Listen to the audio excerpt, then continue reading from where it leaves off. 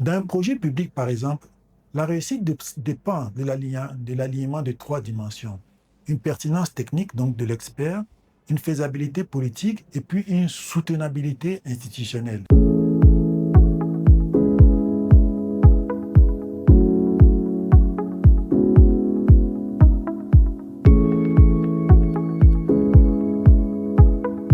Bonjour et bienvenue dans ce podcast dans lequel nous parlons du métier de l'ingénieur conseil au-delà des idées reçues.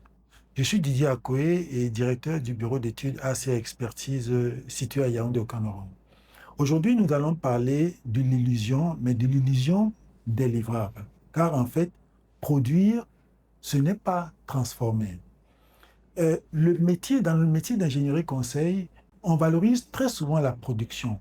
La production de termes de référence, la production de livrables intermédiaires et la production de rapports finaux. Après, les règlements sont effectués et puis c'est tout, vu que le contrat est terminé. Mais c'est en réalité à ce moment que commence la transformation institutionnelle.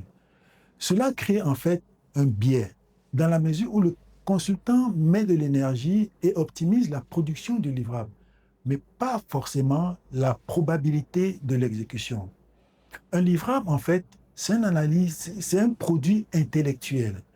Or, le résultat, c'est un changement de comportement organisationnel. Or, ce changement exige des arbitrages, une allocation financière, une acceptation administrative et même une organisation.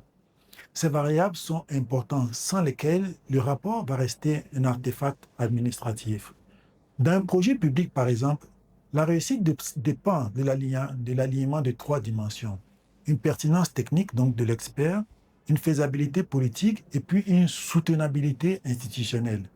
Un consultant expérimenté doit tenir compte de ces trois aspects.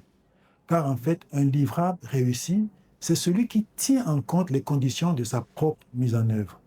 Le conseil, le métier de conseil, ce n'est pas une industrie documentaire.